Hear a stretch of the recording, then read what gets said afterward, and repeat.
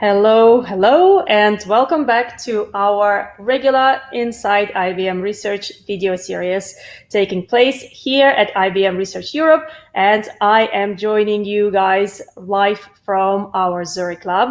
Next to me is, as you already know, many of you anyway who joined our previous webinars, is a model of a quantum computer, which is really super cool, but also looks, as I keep repeating, because I really want it in my living room, looks like a steampunk chandelier. Anyway, today we're going to be talking mostly about artificial intelligence, but also a tiny bit about quantum computing. And you, as usual, will be able to ask questions through the chat. So please send us your questions.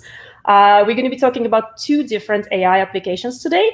And both of them are really cool. So the main one is a robotic ship called Mayflower. And in just a matter of days, it's going to be sailing from the UK to the US. And in 2 weeks, it's going to hopefully cross the Atlantic. And it's not going to be doing so like aimlessly, but it's like a floating science lab. So it's going to be doing lots of experiments along the way and checking for pollution in the water. And another scientist joining us today, actually. So one is going to be talking about Mayflower specifically. The other one is going to be talking about one of those scientific tools that can very quickly and autonomously analyze liquids, like even alcohol or any other liquids. But this time around, it will be analyzing ocean water for pollution and other things. And we will talk about that later in the show. But let's start with Mayflower itself. And joining me here today is our IBM researcher from the UK, Rosie Licorice. Hello, Rosie. So as I know, you spent lots of time,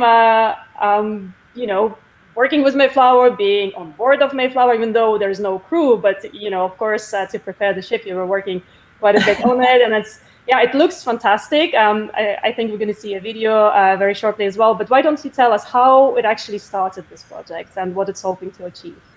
Yeah, absolutely. So, it really is a remarkable project. So this is one of the first full-size, fully autonomous research vessels that will cross an ocean in just a matter of weeks' time.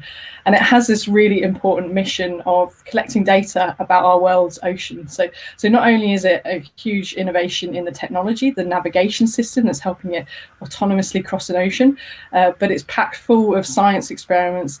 Many of those that IBM Research, my team, and also Patrick, who you're going to be hearing from later, have been developing over the last year or so.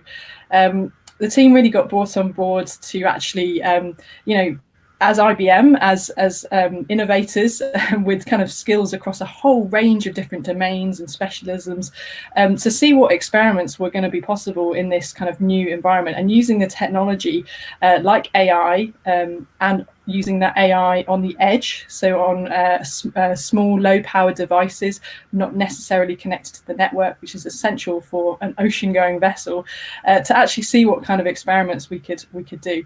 I'll touch on a bit more detail at those later in the talk, but yeah, it's packed full of science, packed full of technology and innovation, and it's something I've been very fortunate to be part of, and I'm really proud of the work the teams put into it.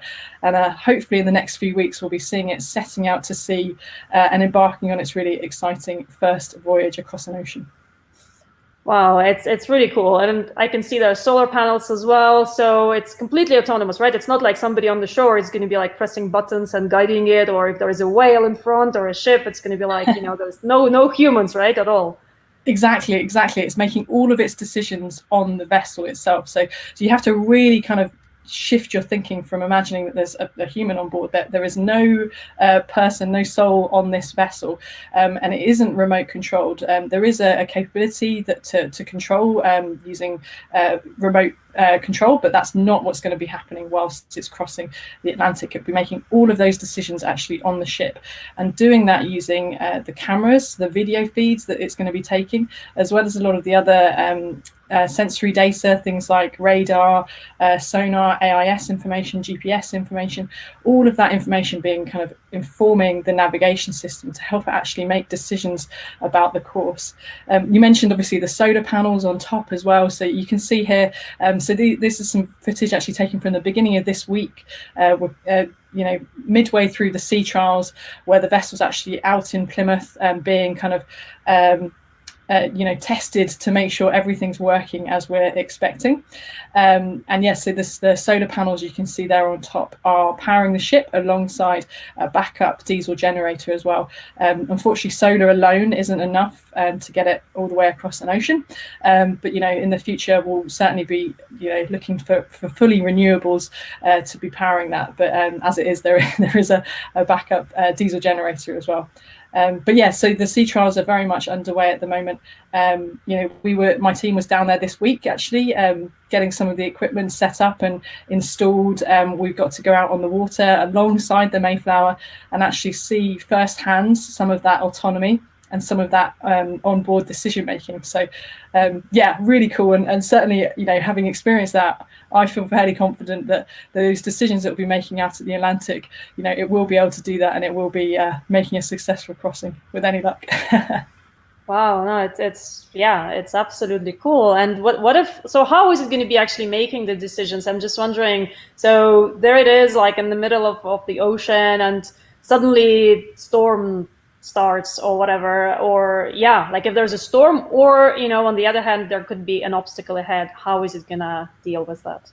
Yeah, absolutely. So as I mentioned, it's got the video feeds, the sense data, and all of that information is being kind of processed on board the vessel. It's actually then brought into a tool known as IBM Operational Decision Manager, which is actually quite a structured rule-based system, typically used in the financial industry where there's quite a lot of regulation and sort of need to adhere to very strict rules. And this is software that we've actually defined the collision regulations or the rules of the road, as it were. So the ship kind of knows then, right, we've got these obstacles in front, what's the correct decision to make at this point. It's unlikely there's going to be a single decision, so then there's a processing step of optimizing that decision. I should have mentioned as well, really importantly, we've got a huge amount of weather data, all provided by the weather company, feeding into the navigation system as well to give that full picture about storms, bad weather, all of that kind of challenging environments that the ship could face along the way, to give it the best possible chance of actually navigating around those really difficult and challenging situations. Wow, great! And just now in the video, we were looking at quite a few people obviously working on it. So can you tell us a little bit about the companies involved, and how did IBM and yourself also get involved in the project? Yeah, absolutely. So the project originally initiated from 4 years ago, from a conversation around trying to commemorate the 400th anniversary of the ship's namesake, the original Mayflower, for the crossing from Plymouth, UK to Plymouth, US. And there was this idea about actually building a replica, but that really wasn't the right thing to do. Basically, there is already a replica, and actually the company Promare, the non-profit marine research organization, really felt strongly that actually they should be building something that was commemorating the next 400 years, doing something that was really meaningful and relevant at this moment in time, which very much was collecting data about our world's ocean. So IBM kind of came on board as a technology partner. And then IBM Research were tasked. So my team in the UK, I actually have a background in oceanography as a software engineer. So this really kind of tied together my interests and it meant that I was kind of jumping up and down to get involved with this opportunity. And yes, since then we've been working to build the experiments on board, working with our partners, universities, University of Plymouth, various other organisations across or globally really, to make this a success. Mm-hmm, mm-hmm. Great. And so what do you think is the actual goal of the project? Is it science, or is it like the future of, where we're going with autonomous transport in general, or is it both? Like what is it? And for you especially as well, how do you see it? Yeah, it's a really good question. So certainly around the navigation side of things, that is a real it's a benchmark. If the vessel is able to do this will be a real kind of step forward in terms of marine autonomy, and hopefully push forward. We'll see more marine autonomous vessels as well in this domain, as well as things like kind of an assisted kind of augmented captain, as it were, having assistance to actual real physical human captains. That's sort of support, as it were, to the people navigating in general, is certainly something we see happening in the future.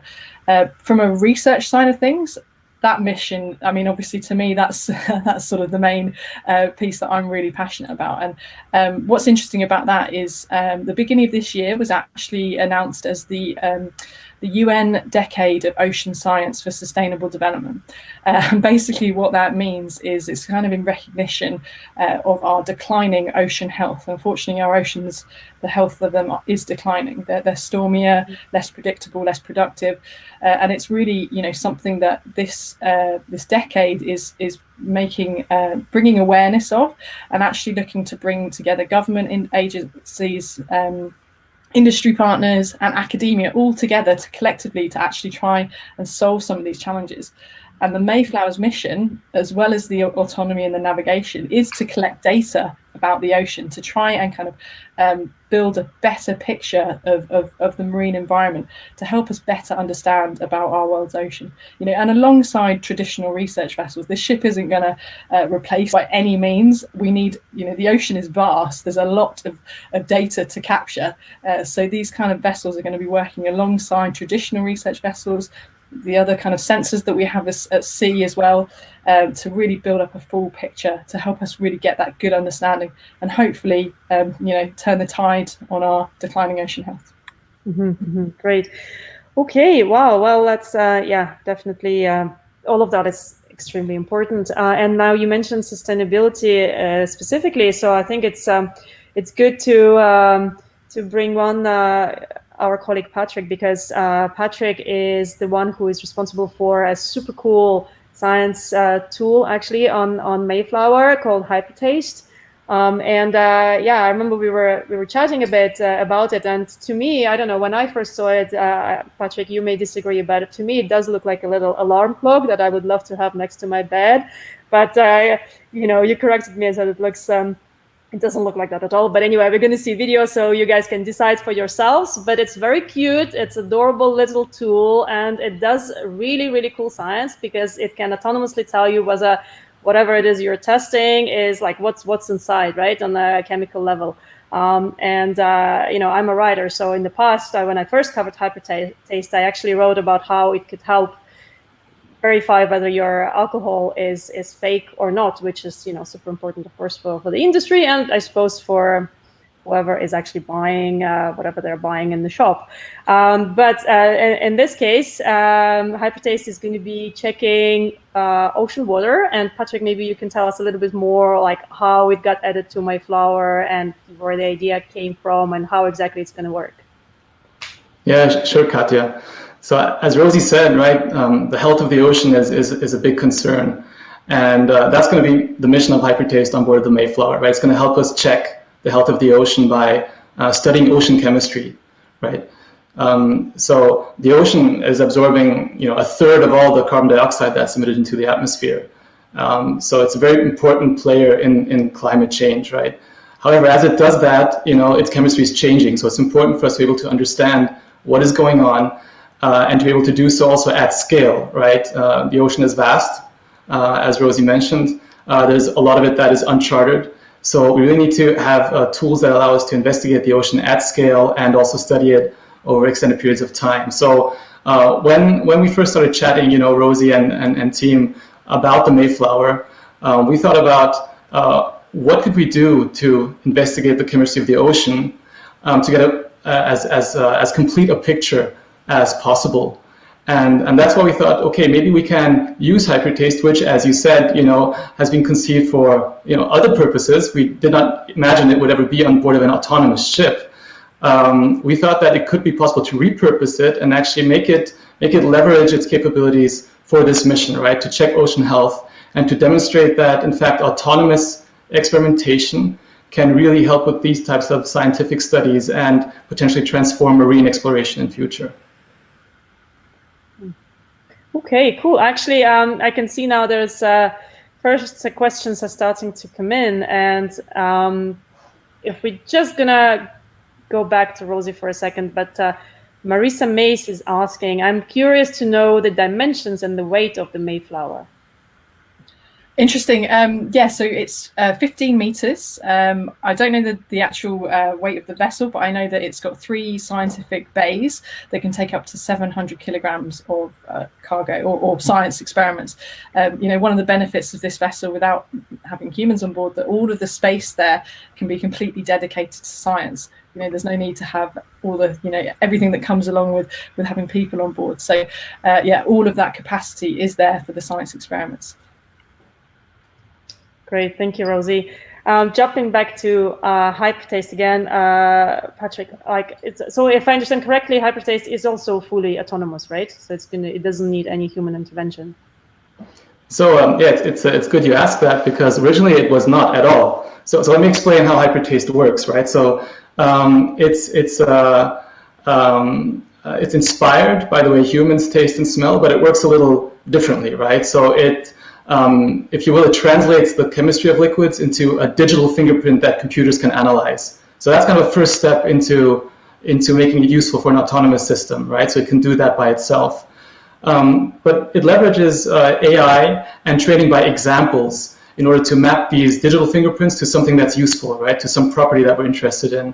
For example, in the case of ocean water, seawater, the concentration of carbonate, for example, or other metal ions like calcium and magnesium.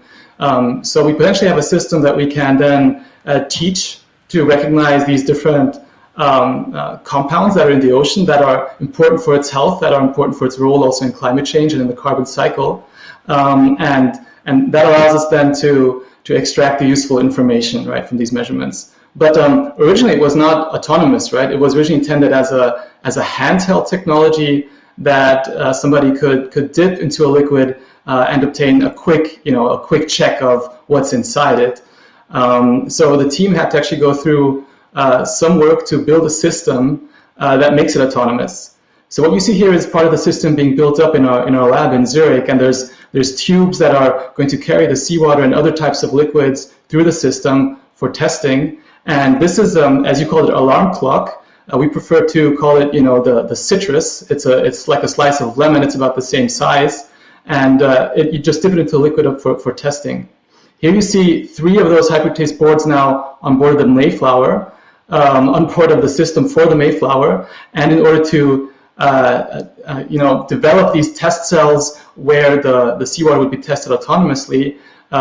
You see here a time-lapse video of how we can pump water into these test cells and where the analysis then takes place. So you see the liquid filling and then the purging, and this is then all done autonomously. So here you see kind of the scientist view of what the data is that's being produced. It's not really interpretable by a human, right? It's a series of voltage patterns looking a little bit like waves. The dips that you see occurring here, that's when the water gets flushed out of the cell. And by virtue of training, the trained AI models can then convert these digital fingerprints to concentrations of carbonate, calcium, magnesium, and so on, and give us then a glimpse into the ocean health along the route of the Mayflower that the Mayflower will be taking across the Atlantic.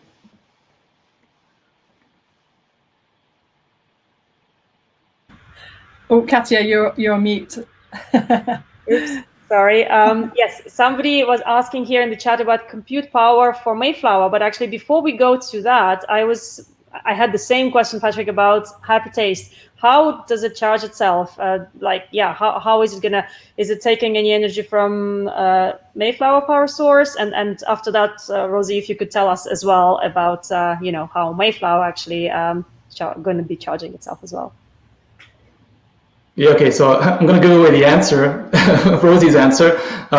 So the Hypertaste modules are going to be plugged in, right, to the Mayflower power source, and these Hypertaste modules, right, they're measuring voltages, so they don't need much power. But as far as we saw, earlier, this is mostly going to be solar powered. So this is going to be a solar powered experimental station. And Rosie, maybe you have more details on the rest of the powering that's possible on board the ship. Yeah, of course. So, I mean, that's one of the most fundamental things to bear in mind is that this is it needs to be a very low powered environment. So actually in our science pod that we've put together over last year, we have 4 Raspberry Pi devices, just Raspberry Pi 4s. So low cost, these are kind of computers that cost maybe like $30-40 or something like that. Kids use them, right? So they are seriously low powered, but they're still running these incredibly interesting workloads, like AI workloads, like for the acoustic project we have for Patrick's Hypertaste project as well. The navigation, we've got some slightly beefier edge devices, NVIDIA Jetson Xavier devices, which are GPU enabled. But yeah, for our science experiments, we're just using these low powered, fantastic, in my opinion, Raspberry Pis.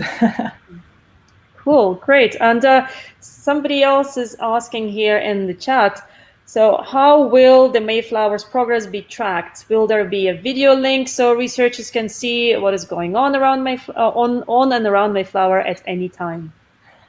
Yes, so you can visit at any time you like, mas400.com. So that's MAS400.com. And you'll see a dashboard, which has got all of the live data from the vessel.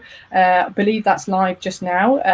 Coming soon, as there's going to be a live video feed as well. That's provided by a company called VideoSoft, who've recently come on board the project, and they're able to, using some really cool technology, ensure that throughout the voyage, as much as possible, there will be a live feed, video feed from the vessel, which is really exciting. So, if there's any whale watching fans out there, or any kind of people just really so keen to keep track, you're more than welcome to stay up all night and watch the events unfold. Great. Well, just going back to Hypertaste, though, as I mentioned previously, you could use it for any liquids, right? So can you maybe talk a little bit more about that? So if we, use it not for the ocean and sustainability, what else could it be used for? So because you can teach the system to associate digital fingerprints with properties of interest, you can actually use it for many different applications potentially, right? So the key is to have this workflow to allow use cases to be trained. So I think you were mentioning drinks in the beginning of the webinar. So one application could be to check the authenticity of beverages, right? So you can tell differences between brands of orange juice, or you can help check the vintage of red wine using a technology like this when it's trained. So this can of course also help in applications like securing supply chains. So you can test liquids more frequently, more easily, and help verify that what suppliers are sending to you is the right stuff and the right quality. In general, it's much it's easier to fake a label than it is to fake the unique chemical fingerprint of a liquid. So we can use that as a marker for the authenticity of a beverage or any other liquid. So do you see it being used mostly by companies or individuals or both? So we think the first users of this technology will be those who have a lot of liquids to analyze and liquids to analyze frequently, right? So in this case, the Mayflower is a nice showcase for this because there's a lot of liquid around to analyze. So this is a nice example, and we do think that there are many use cases that can be envisioned. The important thing is here that we're not providing the use case, but providing the enabling technology that is built around the AI, allowing you to map the digital fingerprints to the property of interest. And this delivery model, we didn't get to talk about that too much, but actually having the intelligence in the cloud. So Rosie mentioned that a lot of the devices on board the Mayflower are kind of very lightweight. Some of them are really microcontroller based, so you need very little power. And they don't need a lot of intelligence there at the edge necessarily. And for Hypertaste in particular, the data that is being captured is stored locally, but when there's satellite communication, the data is sent to the IBM cloud, and that's where we have then the intelligence, right? That's where the trained AI models are, and that's what converts these voltage patterns that we saw in the video to useful insight, that we can relate them to the ocean health. Okay, cool. Wow, yeah, that's really awesome tool. Rosie, I guess question for you, are there any other, I know there are other tools on Mayflower, but can you tell us a little bit more what else is on that awesome ship? Absolutely, yeah. So a really cool experiment that I haven't really touched on yet is around water sampling and actually taking samples for post-processing to look for microplastics and the presence of microplastics in the surface ocean. So, that's something that many of us have become very aware of, the presence in our environment, potentially getting into the food chain as well. So that's something that scientists are really interested in studying. There's also going to be a holographic microscope fitted not for the maiden voyage, but in the coming months or so, that will be actually analysing these samples in situ. So doing the analysis using this really cool technique of using a holographic microscope, and then potentially there's opportunity to see if we can link that up with AI, so some image recognition on board the ship. So that's a sort of next step experiment that's hopefully there to come in the future. There's also some really cool work around sea level and wave height. So actually out in the open ocean, we don't know that much about, or we don't have a very good way of calibrating our current readings of sea level and wave height. At the moment, we only use a very sparse network of coastal tidal gauges to calibrate our satellite readings of sea level and wave height. But through using things like the inertial measurement unit, which is telling us the pitch and the roll of the vessel, the global satellite navigation system to tell us exactly the position of the vessel, we're able to actually provide some really good calibration for those readings that can then feed into things like climate models to kind of increase the accuracy of those models. Okay, wow, great. And actually, somebody is asking a question here about Mayflower. So for you, Rosie, as well, from Julian Mosca. Is this the first vessel certified without a life raft or a lifeboat? Oh, I'm not sure.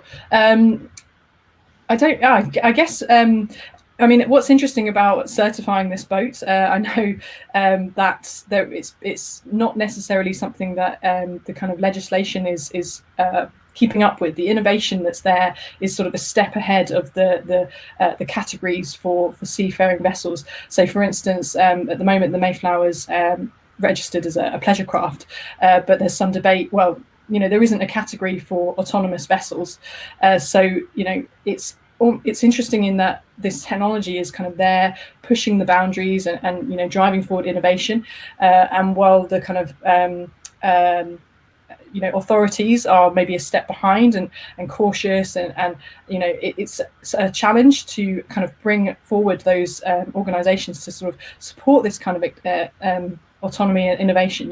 There's a lot of wide agreement that there's be huge benefit for the scientific community within industry as well. So many agree that autonomy is important and is a kind of key aspect. So it's an interesting kind of aspect to look at about that balance between the authorities and the innovation, the people driving forward the innovation. Yeah, for sure. Wow. Question now back to Hypertaste from Julian Mosca here as well. How does Hypertaste avoid contamination from previous samples? That's a really good question.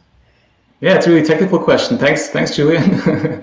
So the reason we're not hanging Hypertaste directly to the ocean is exactly that, right? We need to have a controlled environment inside of these test cells that you saw in the video, which allow us to control what the sensor itself is exposed to, right? So there won't be just seawater flowing through this test cell, but also liquids that help us verify, the health of the sensor itself, and also make sure that we can do periodic checks over time to make sure the sensor is behaving as we expect, and just to have these reference points, right? These conditioning points, and that's how we can verify that there is no contamination. And if there is, we have ways then to compensate by carrying these, other liquids on board that we can compare with the seawater. So thanks for the question. Great. Question for you, Rosie, here from Marcos Abbas. He's asking, how did the Mayflower process how does the Mayflower process all the data? Is there a supercomputer on board, or is the data sent for external processing? Can the data collected by Mayflower be used in other projects? Really good question. So it's an interesting thought. If there was a supercomputer on board the Mayflower, how would we power it? And that's one of the driving forces behind having these low-powered edge devices or small computers that I've mentioned previously, so things like the Raspberry Pis, the Jetson Xavier GPU machines, those are all the computers and the compute devices that are actually on board the vessel. The data will be, some of it stored locally, some of it will be streamed up to the cloud when the connectivity is available. And yeah, certainly other uses. I mean, you know, for the scientific data that's being captured, we're certainly seeing or expecting there to be a kind of broader opportunity for researchers to be able to take advantage of that data and actually do some further interesting studies on it. Great, thank you for that. We've got quite a few more questions on both Mayflower and Hypertaste, but before we go on with that, I would like to look a little bit further into the future and kind of the shipping industry in general. I mean, yes, Mayflower is an autonomous ship, of course, and who knows, maybe soon we will have more and more autonomous, you know, not only cars on the roads, but also autonomous ships like that, even passenger ships. But definitely another technology that potentially could help navigation, for instance, and you know, shipping industry in general, could be quantum computing, right? And for that, we've got our third expert here today, Claudio Gambella, who is joining us from Ireland, right? From Dublin. And he is an expert exactly on that, on quantum optimization. So we're going to be talking just a little bit about that today, though, because in a couple of months, we're going to have a full proper webinar just on that, just on quantum optimization, which is effectively how a quantum computer can, like, you know, go through lots and lots of different possibilities and choose that best one that, you know, we absolutely should use, something that classical computers, or, you know, classical, that's the term we use scientifically, but like, you know, your traditional normal computer today, sometimes, you know, they struggle with that, and quantum computers could really give us a hand. But Claudio, you're going to be much better than me in that, in explaining how, you know, something that looks like this could actually help the shipping industry and could help future ships and maritime navigation. Yeah, hi, Katya. So this is a very interesting question, and as you said, I will not go into too much detail today, but rather highlight the main ideas.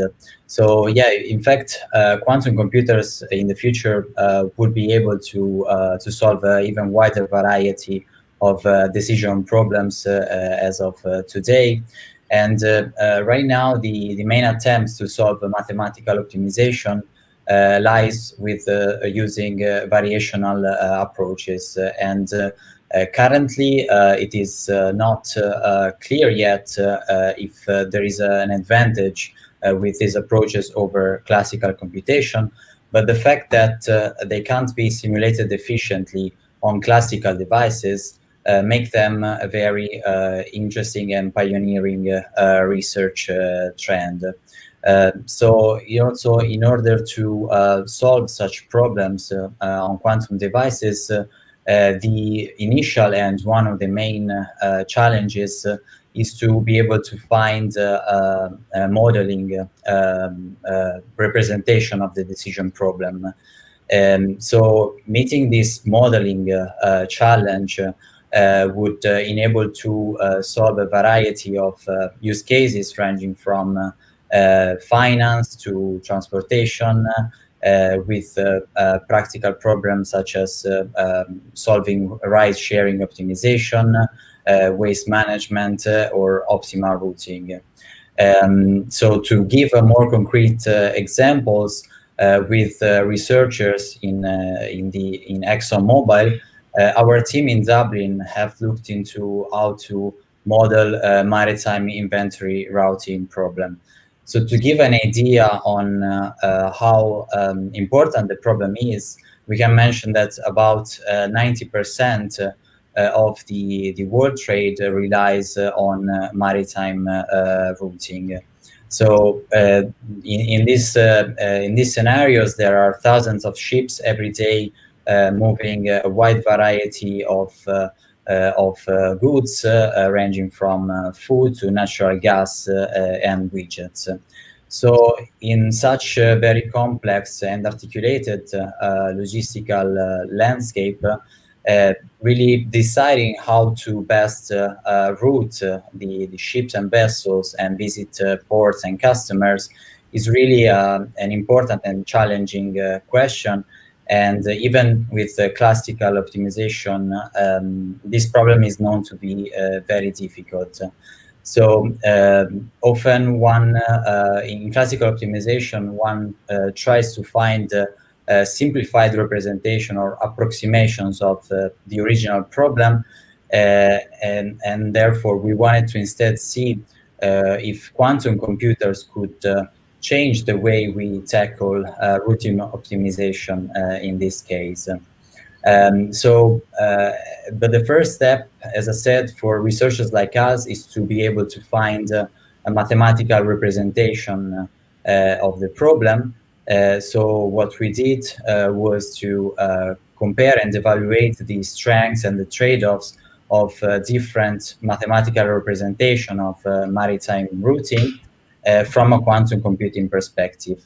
And we were able to introduce a new solution framework that has a certain level of flexibility, because it could make use of different quantum solvers. So this opens the possibility to actually incorporate future advances into this very active research field of quantum optimization. And it's also interesting to mention that quantum solution frameworks are now available in Qiskit, which is the open source quantum computing software development framework founded by IBM. So everyone can experiment this. And in particular, there is a Qiskit optimization module that enables everyone to be able to represent decision problems and test them on real or simulated quantum hardware. Cool, great. Wow, that was great, Claudio. Thank you. I would assume some of you in the audience are probably not very familiar with quantum computing as such, but basically, and we will go into this more in detail, as I said, in our future webinar on optimization. But the way this machine works, and we'll be hopefully able to do what Claudio just described, like picking the best possibility out of like many different possibilities, is because it relies on qubits instead of bits. Like normal electronics use bits, which could be either 1 or 0. Well, this wonderful machine here, qubits can be, qubits or quantum bits can be in a superposition of states and multiple states at once. And basically they behave like atoms, so on a very, very, tiny scale. So that's why it's a totally different way of computation. And we hope that once they do, as we say in science, achieve quantum advantage or, become better than a classical computer, that these machines can indeed help us in, different industries, from like hopefully looking for new materials and going through like different molecular configurations much faster than a classical computer could ever do, or like Claudio was just describing, helping us with optimizing the best route from A to B, and or in finance, as Claudio just said as well, which would be basically predicting future risks. And we will talk about that more later in the series. But now back to our main topic here today, which is Mayflower and AI and Hypertaste as well. I see questions actually piling up, so let me quickly go here to Lyoka, who is asking, is it possible for the ship to investigate and stay in the far ocean and sustain itself weekly or monthly, continuously gathering data reliably? Wow. Okay, I guess, Rosie, it's for you. Yeah, that's a really great question. So I would say that at the current state, that's probably something that, it can stay at sea for a number of weeks, certainly months, probably, but longer than that, it might start to struggle. But, in the future, as kind of more innovation comes along for renewable, better solar panels, wind assist as well, or even some kind of hybrid where you have maybe sort of almost like a mothership or a station that these kind of smaller vessels can come to, refuel, recharge, and then go back out and deploy. Another really interesting kind of concept for the future around intelligent data collection, as it were, is to actually be able to use the information that's gathered around the environmental data to pick the best sites to survey. So, for instance, taking readings from Hypertaste, perhaps that maybe there's some interesting, chemical composition in this particular area. Right, let's go and actually, focus on this area here to study more. Or maybe it's satellite imagery that shows fluorescence strongly illuminating and presence of phytoplankton. So we're going to actually deviate from our current course and focus here to get the best survey. So it's that type of dynamic decision making that really makes a ship like the Mayflower a really exciting platform for scientists for gathering data. Great. Question for you, Patrick, here from, and I'm sorry in advance if I don't pronounce the name correctly, Tejali Klingistra. For the water testing, is it going to be on different depths, the Hypertaste? So for this particular, for the first crossing, right? So the very first time we will use Hypertaste on the Mayflower, we're going to be studying mostly surface water, right? Ocean surface water. That's also where the exchange with the atmosphere takes place. But it's perfectly conceivable to probe different depths, right? So currently we envision that, the system will be on the boat, and depending on which depth you extract the seawater from, would be analyzing at that depth. Initially, we're looking at surface waters, but I believe that it could be interesting in the future also to probe different depths.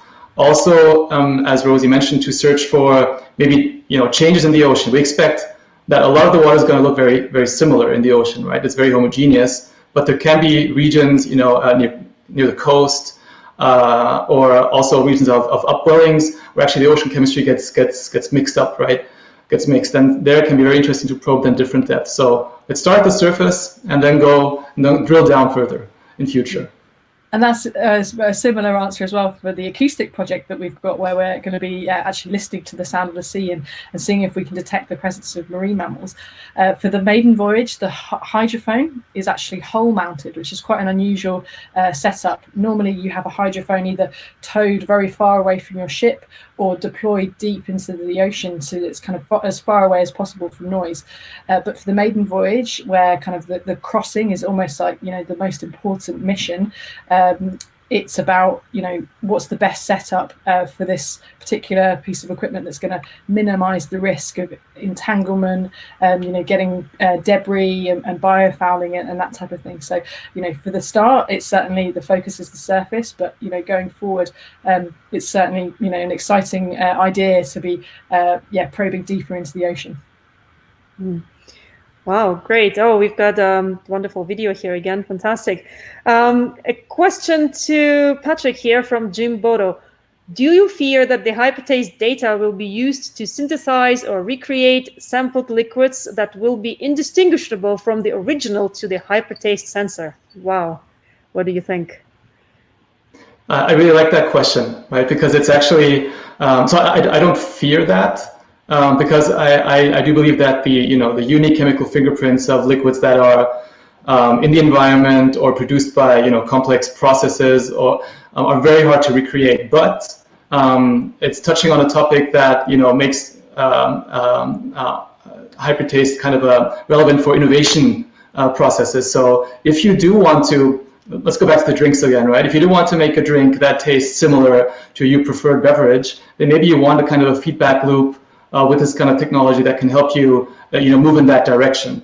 I'm not so afraid that one would not be able to just no longer be able to distinguish from the original sample. But on the other hand, I think it could be a very useful way to obtain feedback and to create synthetic liquids that are similar to what you want to have, but providing kind of a new approach to develop them.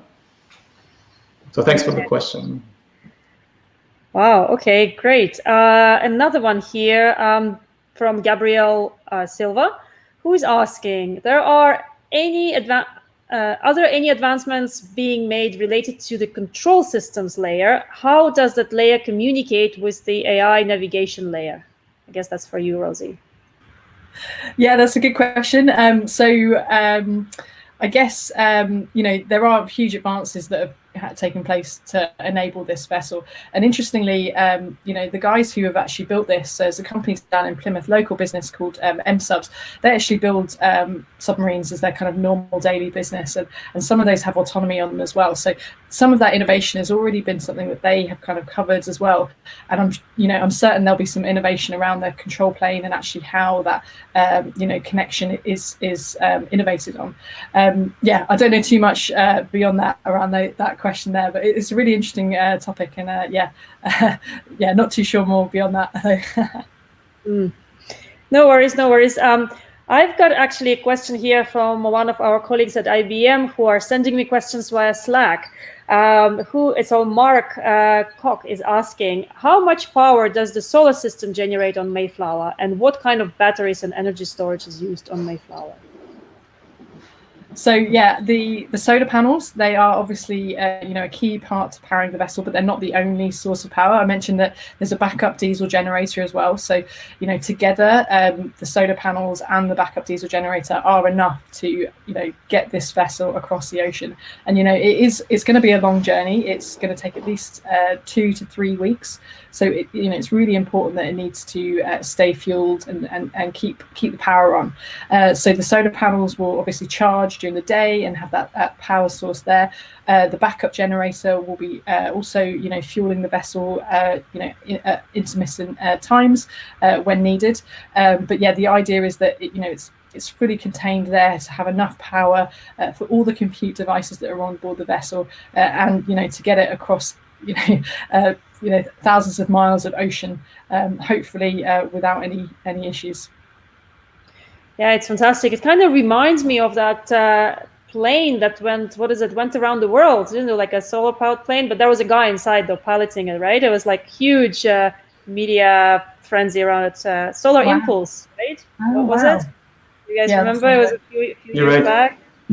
Yeah, it was this big story, and then it got stuck somewhere and for several months, and but then I think it actually did manage to go around the world.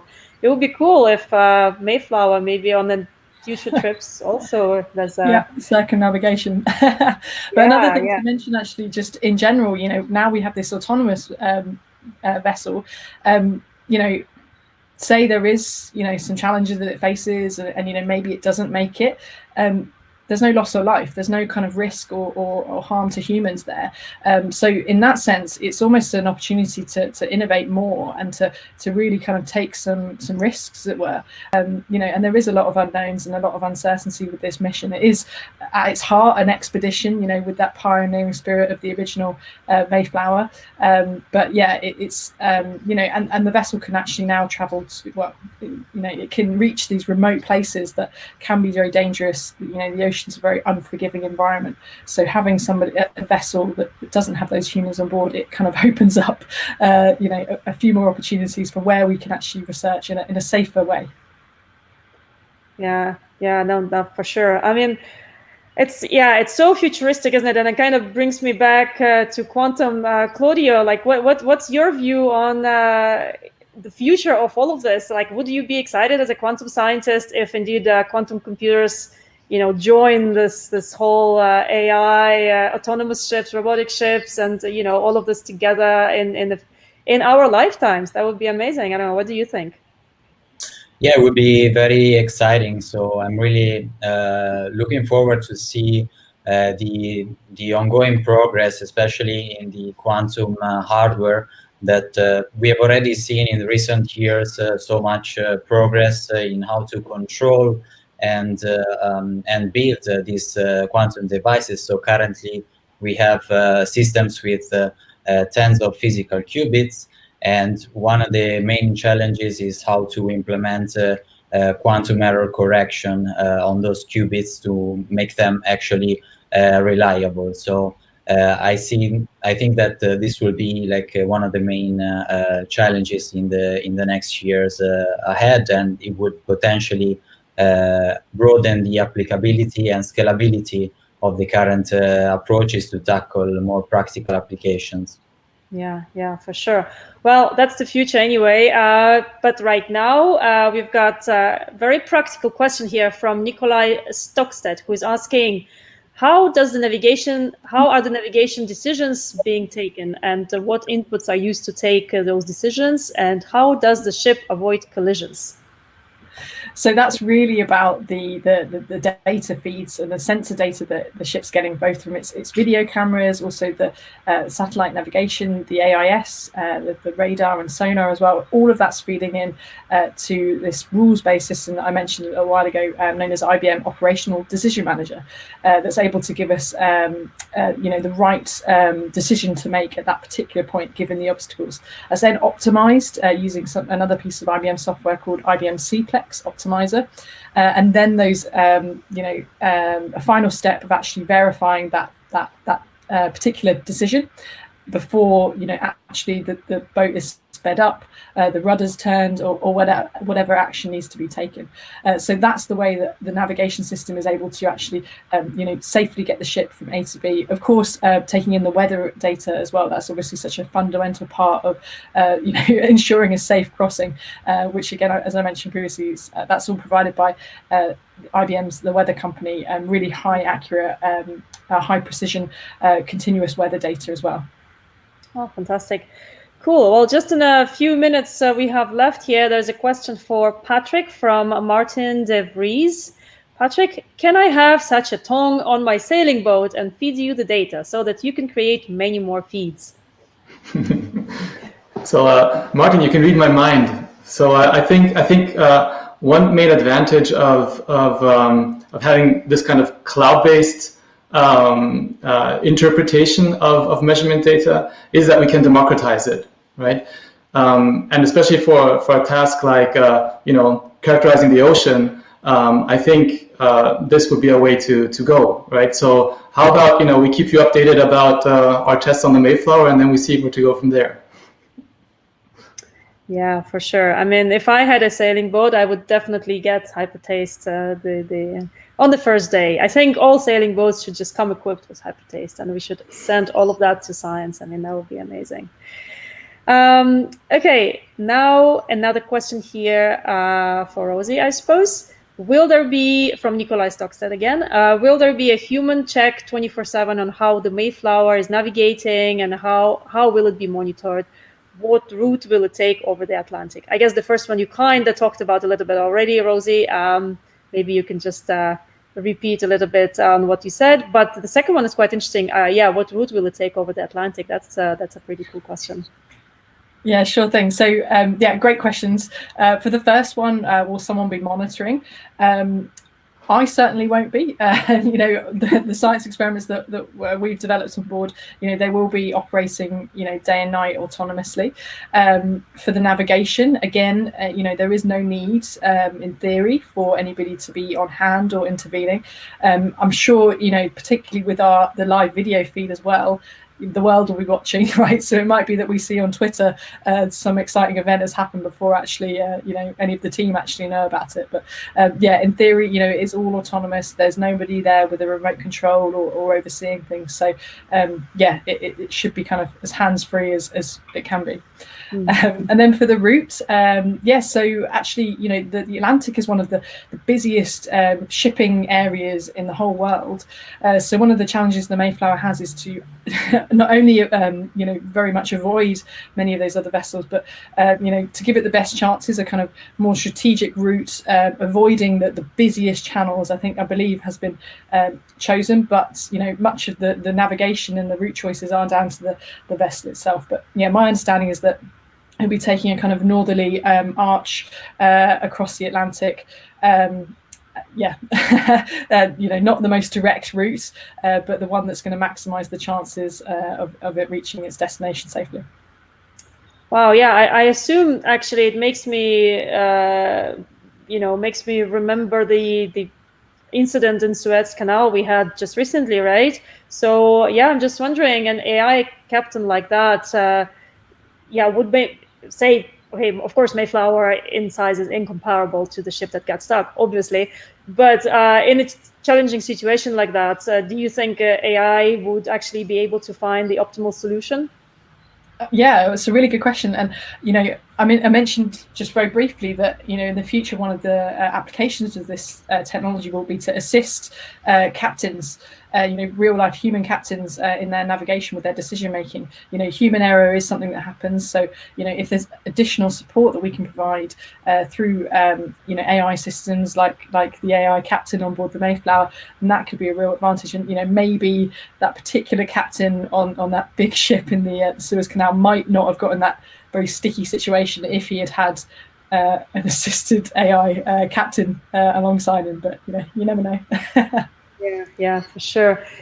Yet another question here for you, Rosie. Is there a reason other than to use solar energy for not going for a submarine type ship? Yeah, it's an interesting question. I guess, I mean, the Mayflower is a research vessel.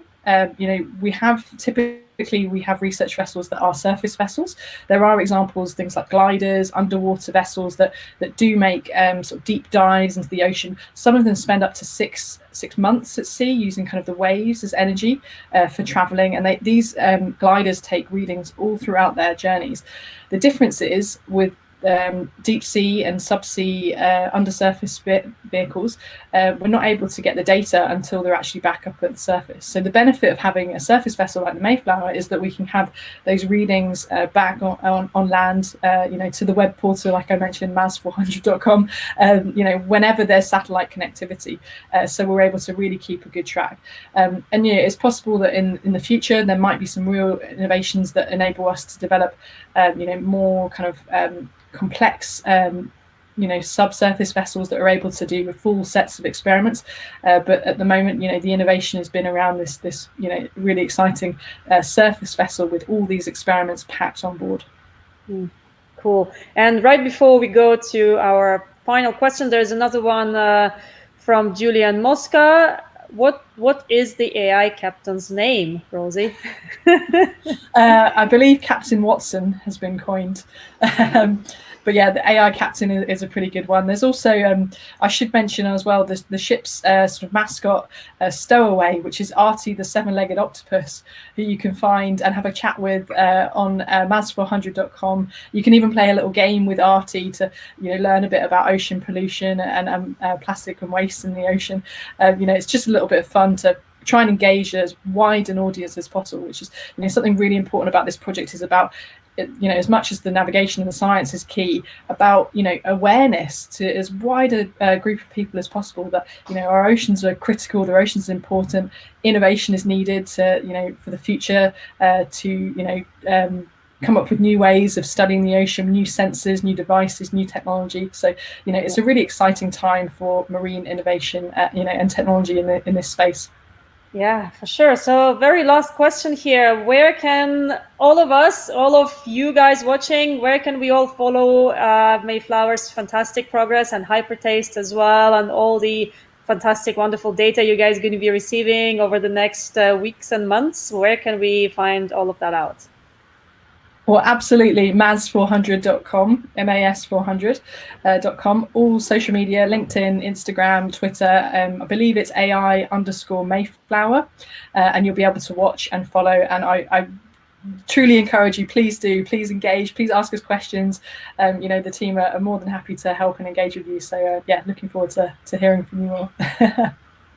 Wonderful. Well, thank you so much. I'd like to say once again, thank you everyone for joining, of course, and do join us for the future webinars. We're going to be talking a lot more about quantum computers as well as AI. Obviously, there's a lot of research going on at IBM. We've got many global labs around the world, and everywhere researchers are super busy. So thank you, Rosie, Patrick, and Claudio for joining us tonight.